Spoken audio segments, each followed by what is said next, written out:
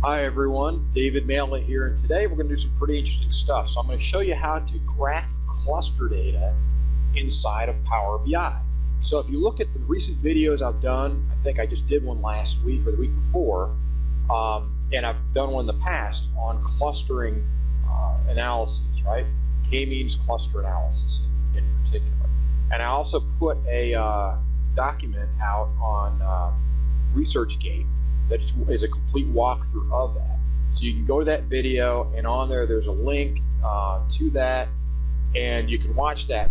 So once you get that data out, it's clustered, so it has the clusters of, in this case this is the same data set, by the way. So you have 4 clusters, right, that we found in this data. If you haven't seen this yet, go back and watch that video. And now in that video, I do graph it in R. But here I'm going to show you a different way. So I can actually take that data, right, and I can put it right in here. So here it is right here, that karate sales region 4. And here's the cluster data that I've gotten from it. And what I've got here is I've got a quick dashboard that literally takes just a few minutes to make. It graphs the data and shows it. So I've got 2 maps here. I've got one map, which is location by sales, right? And so this tells me, by size of the dot is how much sales they have. And remember I broke it out, so you've got a cluster of 4, right? So 1, 2, 3, and 4 are how the customers break out. But what we also have is, it's how the stores break out in this one. But we also have sales groupings. So it's grouped by sales amount. So we have 1 through 5 of sales groupings. So what you'll see here is there's 5 different sizes of bubbles or circles, whatever you may call it, that will show you exactly how many sales in a range that these areas had, these stores, these locations had. So out of these store locations, you can see obviously the biggest bubbles. It's going to give you the data behind there, and it's going to tell you, exactly which. So I could sit there and look at, which one it is. So if that's Blacksburg, Virginia, I can go on here. Here it is right here, 95,244. It also gives me that inside of the bubble. And so you have that, but I also, what's even better is this graph over here. Now, this graph over here is locations, and instead of sales, I did a transaction. Remember, I brought over transactions, units, and sales data, right? So if you don't know that, go back and watch that video. It's called K-means analysis, determining clusters through K-means, something of that sort. Go watch that video. Now in this one, you'll see I have clusters broken out. See this right here? So I have the clusters. I'm going to show you how to build this. So if I click on this, right, you'll see here, this is outlined in yellow. That's the map that I'm using. I'm not using this map over here, the filled map. I'm using this map right here. Okay, so nor am I using the ArcGIS. I'm using this. So bring this one, you click this, bring it out there, and then you'll see here, under this, you have several areas to fill. So I need a location. So my locations DF is the city, state. Okay, that we brought over from R. Now we also have legend, which is our clusters. So that's the field that has all of the cluster information, 1, 2, 3, and 4, what cluster they're in, that we determine through that process. And then we also have latitude and longitude. Remember, part of that process at the end of the R process is that we went and geocoded or geolocated this information. So we used the Google Maps API to go and get the geolocation information, which is the latitude and longitude for all these dots. And so once we have that, we can put that in here. And we also have the size of the dots. We want them to represent something, so we have them as transactions. I could have switched this out to sales, and it'd be basically like this, but then it'd be colored, instead of like this one on the left, it'd be colored with the clusters. I just decided for this one to show you the transactions, because I have transactions and sales also. So again, you have a choice. You'll see if you bring out this map, this is built into Power BI. It's not something I had to go in here and add an external visual. It's in there built in, and you need to have location. So your location should be a column that has city, state, which you brought over from that process. You need to have a legend, which is this right here. What do you want it broken out by? In this case, I want it broken out by clusters. So I need to have that there. Then I have latitude and longitude. And when you go in here, you want the average of latitude and the average of longitude. Okay, if you don't do that, it won't display correctly. Then I have, for size of these bubbles, I want it broken out by transaction. So basically what I've got here is a map with two variables. The variables are clusters, right, and transactions. That's what I want to see. That's how you do it here. So the one goes under legend because you want to see the breakouts. Now if I had 19 different clusters, I probably wouldn't want to put it in legend. Okay, I might show it in a different way.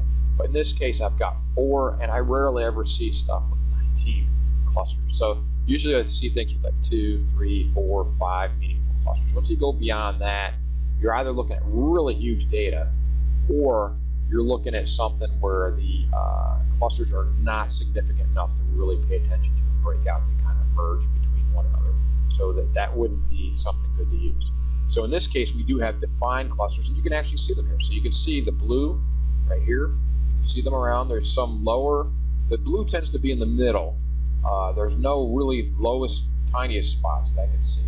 Then we have the second one, number 2, is these guys. See that? They've got big ones and little ones. Okay. Then we've got, and then again, this is broken up by transactions, right? So then cluster 3 is all the tiny ones. See that? Cluster 3 is the small ones. And then we got cluster 4 is yellow, which tends to be all around here, especially right here. So that's more of maybe an urban or an urban or city construct there, and maybe these guys might be more of an external or a rural construct. So in either case, it's kind of cool to see that. And what's neat about this versus R, in R, I have to go and recreate a map and change the zoom level each time and run it through again, and run it through the Google API, Google Maps API. Here I don't have to do that. Once I'm in here, once I have this data in here, like this, I can then just go and zoom in on it, or zoom out as much as I want, which is really neat. I don't have to go and pull map after map after map after map. It's right there. Same thing now, so that's how I did this one. And I want to show you, all I did else was, just putting a title in, very simple, picking your font color, the size of the font, the background color. I did it so that they're all the same color throughout. And then if you go over here, this one is not cluster data. This is, let's show you right here. See that? I just have location, same thing here, same things here. And the difference is I have sales for size, and I don't have a legend breakout. So I could put something in there for legend. I could put, maybe the size one, because see what size 1 is? Where's size 1? Let me show you. Oh, it's because it's called sales groupings down here. I just renamed this, but that's size 1. So if I wanted to, I could bring size 1 in here, and I could put that in the legend. Let's see what that does. It's thinking, oh, it doesn't like that one. There's some data in there it doesn't like, or there's too much of it. So let's take that back out. There we go. Okay, that one's not good to put in there. But if I had something with a small number of items, like the clusters here, there's only 4 of them, I can put that in here and break that out by that.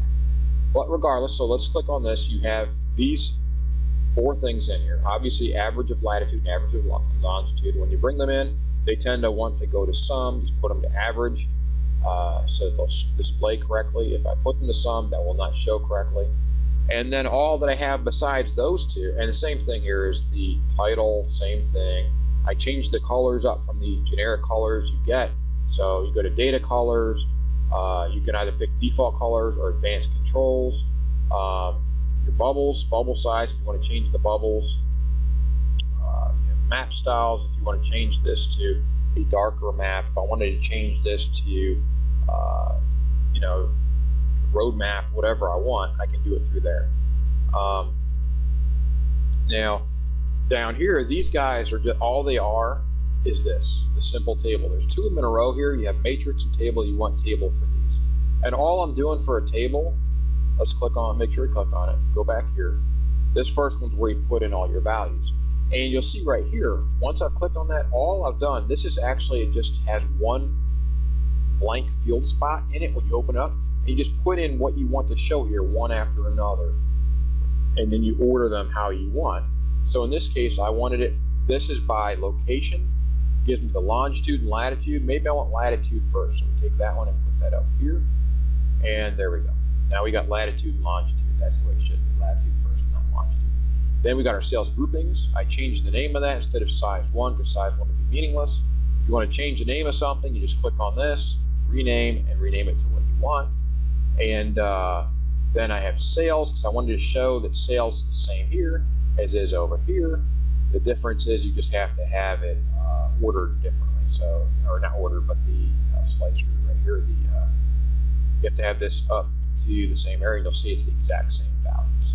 So this is two different fields. So by the way, I have one that is the cluster information we brought over, and the other one is another non-cluster information. So this one didn't have clusters on it, but it had units on it. So I wanted to bring that in. So I have that, and if I wanted to, I've got city and state separated into two different columns. This one is all in one called locations DF.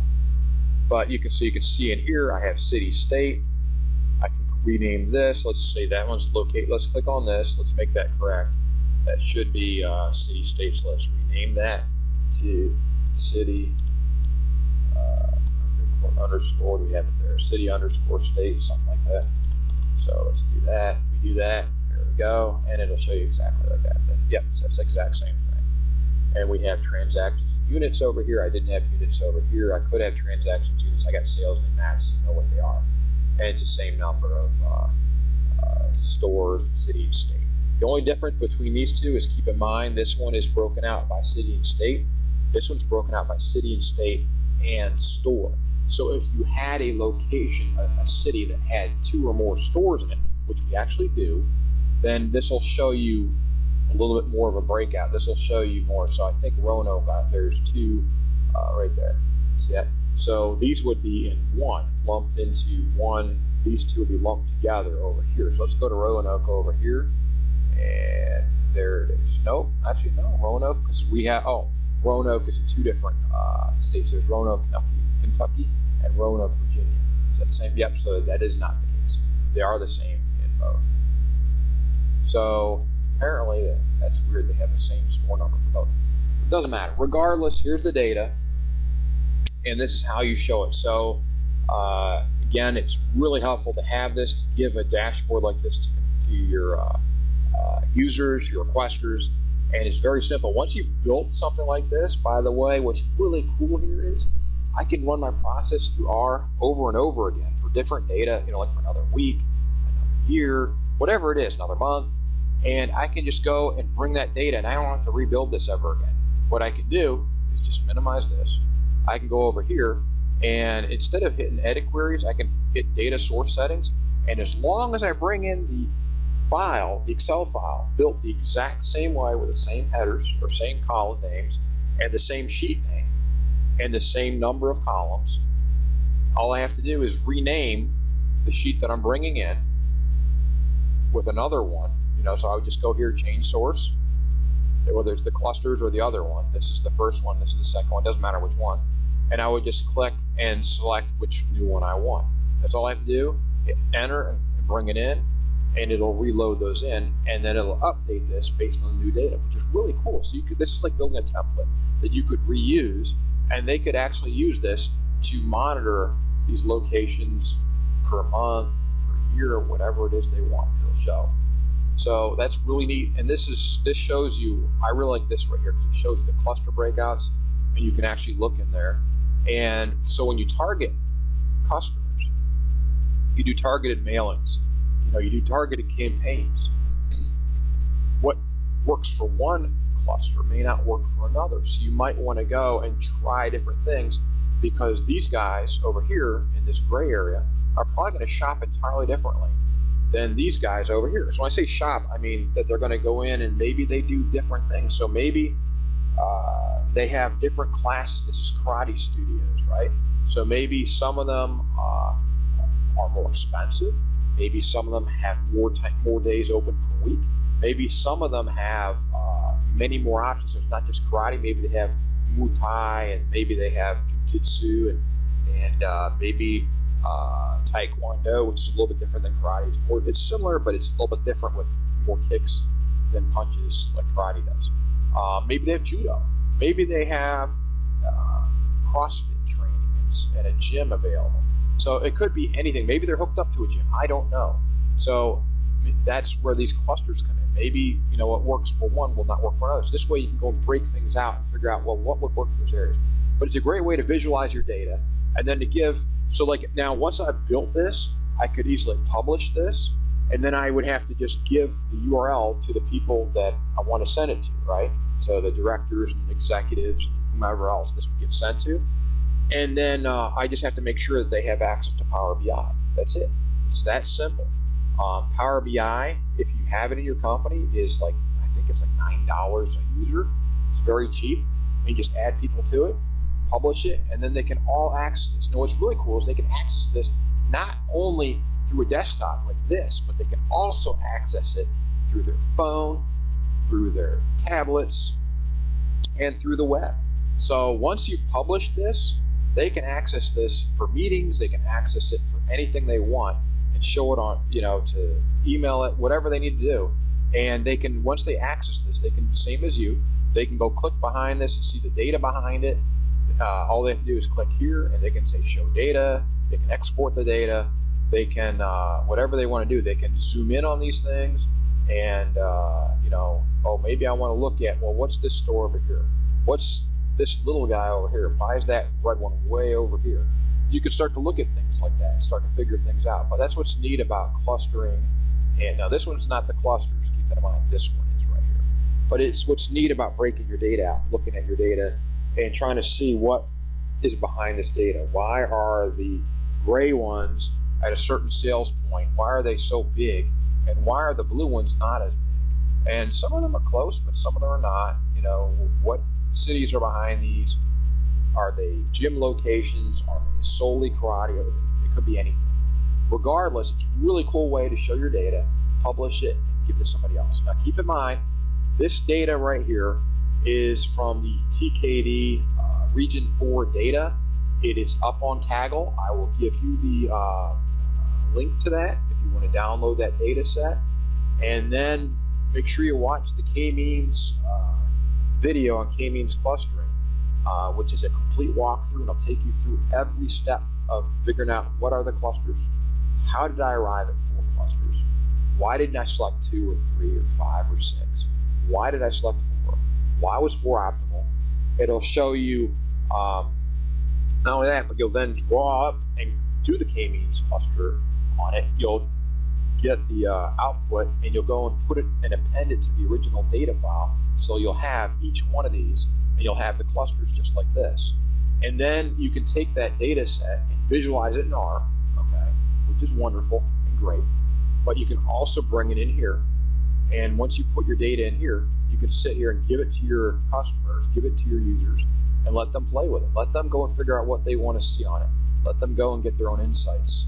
Versus now the output in R is great, it's wonderful, it's cool to do that, but it's not going to have the zoom capabilities unless you put it in on our server or something like that, or Shiny. And this is just really cool, quick, and easy to do. And there's no messing with the Google Maps API once you have it in here. You have to still do that in R, unless you use the Bing Maps version, and I have not put that up yet. But I find the Google Maps is the best so far. You got to be careful though on how many times you use it. You don't have to with this. So with this, with Power BI, you're good. You just put your data in here. Make sure you got your latitude and longitude, which you brought over from the geo code in R that we did, and you're good to go. So it's very easy to do, and really cool way to show your data. And this is a dashboard any of you be proud to have, and just send it to your customers and users. And here you go. Here's your clusters. Here's your locations of sales. Here's your sales data. All this stuff. And maybe you might want to make another page behind this that shows something else. If you did a campaign, you did some redemptions, you did some long-term tracking, whatever it is you want to do, you can put in other pages. But this is kind of cool to have. It doesn't have any KPIs on it, but you know, you could put that. This is not a part of this. This is a output of a cluster analysis. So this is basically what you would have.